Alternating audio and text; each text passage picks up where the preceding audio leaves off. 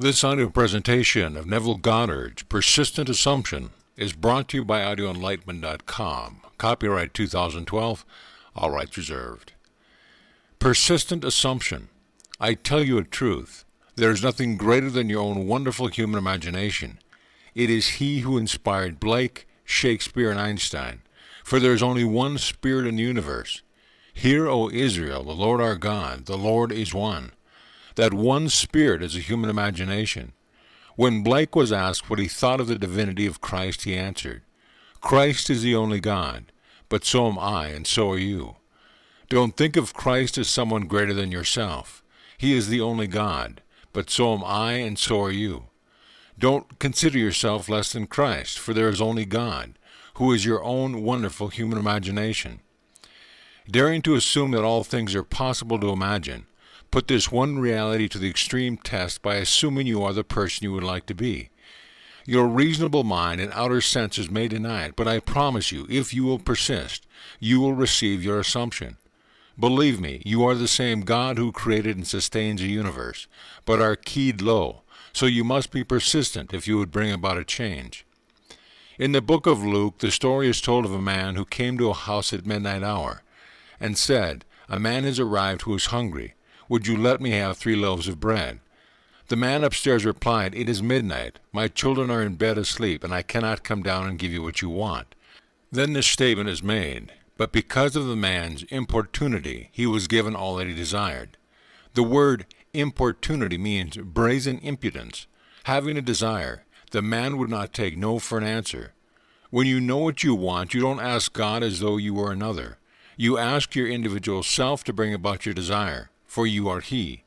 And God, your own wonderful human imagination, will respond where you will not take no for an answer, as your denial is spoken from within, and there is no other. It is within your own being that you persist in assuming you have received what you want. The story is, even though it was midnight and the family was asleep, the Father came down and gave what was needed. The God of a Blake, a Shakespeare, and Einstein does not differ from the God housed in you. As there is only one human imagination, there cannot be two. He is not a dual God. You and your imagination are not less than anyone, but you must learn to be persistent. A friend recently shared a vision with me in which I appeared and said, The story of Jesus is a persistent assumption. If this were true, and we are told to imitate him as a dear child, I must dare to assume I am the being I want to be. I must continue in that assumption until that which I have assumed is objectively realized. And if I am one with everyone, how can anyone be greater than I?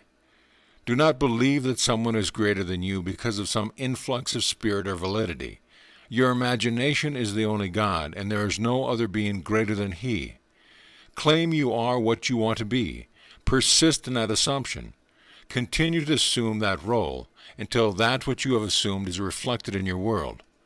Although the church teaches that another, greater than yourself, said, Unless you believe that I am He, you will die in your sins. These words were spoken by the human imagination, and because imagination is one, and you can't get away from that oneness, don't think of another. Accept these words in the first person present tense, for unless you believe that you already are what you want to be, you will die in your sins by leaving your desires unfulfilled. If you do not believe you are all imagination, you will continue in your former belief, worshiping a God on the outside and not within. On this level, we are fragmented, but we are all that one imagination. The word Elohim is a compound unity of one made up of others. Although we seem to be many, in the most intimate manner possible we are one. On this level, you and I are keyed low for purposes beyond our wildest dreams, yet called upon to make the effort to rise above it. This is done in a physical, scientific, and artistic sense, as we begin to discover and express our human imagination. We rise above this level through the act of assumption, for an assumption, though false, if persisted in, will harden into fact. As William Blake said, if the fool will persist in his folly, he will become wise. There is nothing God cannot do. Do not think that one who is fabulously rich has an influx of spirit which differs from yours. He is imagining wealth, either willingly or unwittingly, but you can do it knowingly. If he does not know what he is doing, he can lose his wealth and not know how to recover it. I am asking you, regardless of your financial situation, to assume wealth knowingly. If tomorrow you would again return to your former state, bring wealth back by claiming, I am wealthy. For there is only one God. He who creates poverty also creates wealth, as there is no other creator. The world thinks of numberless gods, but there is only one. That one is your own wonderful human imagination, possessing only one Son. When imagination awakens, God's only begotten Son will reveal you as God. The same thing will happen to another, then another, and eventually everyone will see the same Son, who will reveal the individual as God the Father. The world is a play where divine imagination becomes human imagination by inserting himself into an olive skin, a black skin, a white skin, and a red skin. Although we appear to be different, we all will see God's only begotten Son, proving that there is only one God. The purpose behind the play is to expand imagination's creative power. Here we are fragmented into numberless parts, destined to gather ourselves together into one God, the one Father of all. Begin now to actively, constantly use your imagination, for as you prove its creative power on this level, you are awakening to a higher level and birth into the spirit world where you know yourself to be God. Prove to yourself that if you are God by feeling your desire is now an accomplished fact. Listen to your friends talk about you. Are they rejoicing because of your good fortune, or are they expressing envy? Imagine their words are true. Persist in imagining they are true. Continue to imagine your desire is already an accomplished fact, and when it is objectively realized, proof will be yours. Think of something lovely you would like to give another. Then ask yourself if you gave it to him and he would accept it. Would you want to keep it for yourself? If, for instance, you gave a friend $1 million and he would not accept it, would you be willing to keep it? I'm sure you would. Then imagine giving the money to him. Then give to others in the same way. You may not even have a bank account, but you can still give, because there is no one to give but yourself. There is only God whose name is I Am. Hear, O Israel, the Lord our God, the Lord is one. This great confession of faith is recorded in the 6th chapter, the 4th verse of the book of Deuteronomy. The Lord is not two, not a dozen, just one. If I say I am, that's one. But if I say we are, I am speaking of many. Jesus' name is I Am. He is not some superior being other than yourself. He is the inspiration for everything you write, be it trivia or profound. Inspiration does not come from some other being, because there cannot be another. When you sit down to write, the thoughts come from your own being. It is nonsense to think of some other being as possessing you. The great poets, the Shakespeare, the Blakes, had no great spiritual influx moving in them that is greater than a spiritual influx in you. It cannot be, for there is no one greater than self. When someone tells me he is under the influence of some greater power, I tell him that it is not possible. The inspiration is coming from the depth of his own soul. Perhaps you have an item you would like to advertise.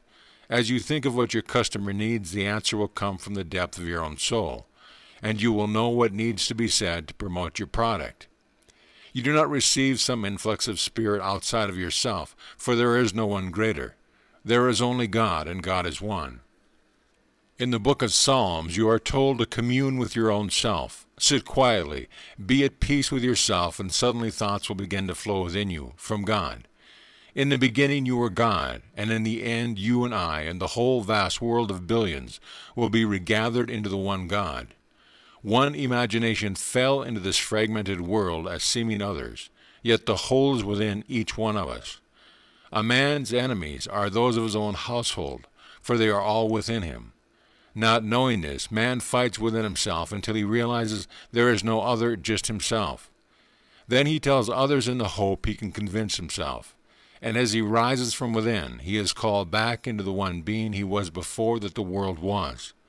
The fall into division was deliberate for God's expansion into unity. There was no other to expand your creative power, but by the falling into limitation and overcoming it. As you fell, your being fragmented.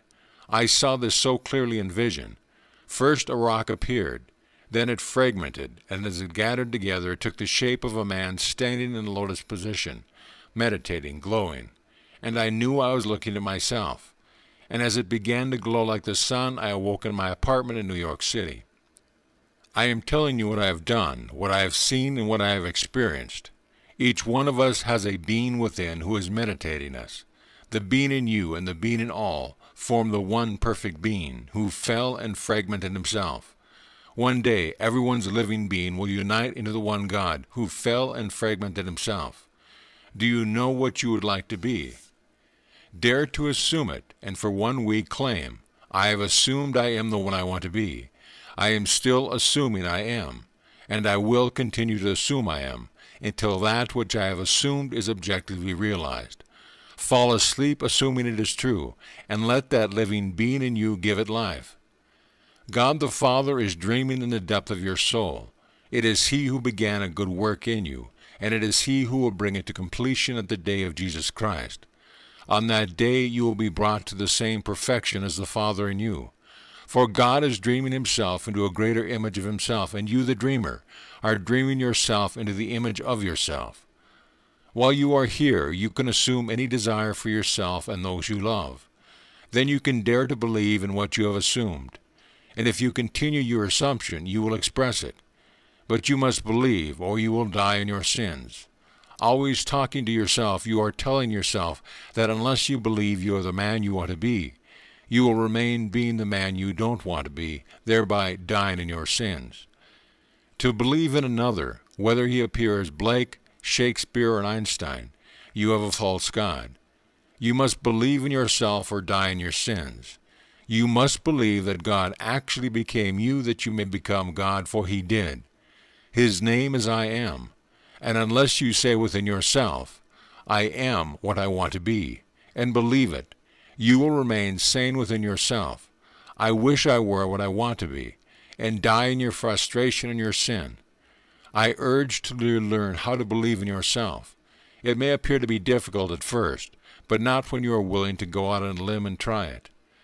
I admire the great inspired poets. Shakespeare is marvelous. Blake is altogether wonderful, and Einstein truly great in his field. These were inspired men, but they did not have any influx of spirit that made them greater than your own human imagination. For their imagination and your imagination are one grand, divine imagination, imagining. Their work did not come from something outside of themselves, but from their own imagination, awakening. That same imagination is yours because there is only one spirit. The spirit of man is one with the spirit of the universe, and there is no other. Start now to capture the feeling of being this one spirit. Fall asleep in the feeling that you are God. And as you come hurtling back from the death unconsciousness towards this level, you will have numberless crazy little dreams based upon this person you are coming through. You will give importance to these dreams. But oh, what depths you will reach in that which is unconscious relative to this level. Let no one frighten you, for you are an immortal being who cannot die. Although I have awakened to my Godhead before you, I am no better because I got there first. For there is no such thing as being first. Everyone is moving toward that level, and no one can fail. And when all have returned, what joy will be expressed as we form the one body, the one Spirit, the one Lord, the one God and Father of all. Everyone will have the vision and prove to himself that he is God the Father. I urge you to apply this principle and cushion yourself against the normal blows of life. If your friends and loved ones cannot believe, cushion them anyway, for no matter what you leave them here, you are not going to stop the blows given by the depth of their own being. If you left each friend $100,000, you would cushion them for a moment, but the depth of their being will continue to take them through experiences, in order to awaken to the knowledge that they are the Father of God's only begotten Son, David. The world is searching for the cause of the phenomena of life, not knowing He is their very self. What responsibility is yours when you discover that your awareness is the cause of everything that has happened, is happening, and will happen to you? But when you realize that you are causing all the blows, the heartaches, the pains that happen to you, you will begin to change your thinking, and as you do, Scripture will unfold in you. Now let us go into the silence.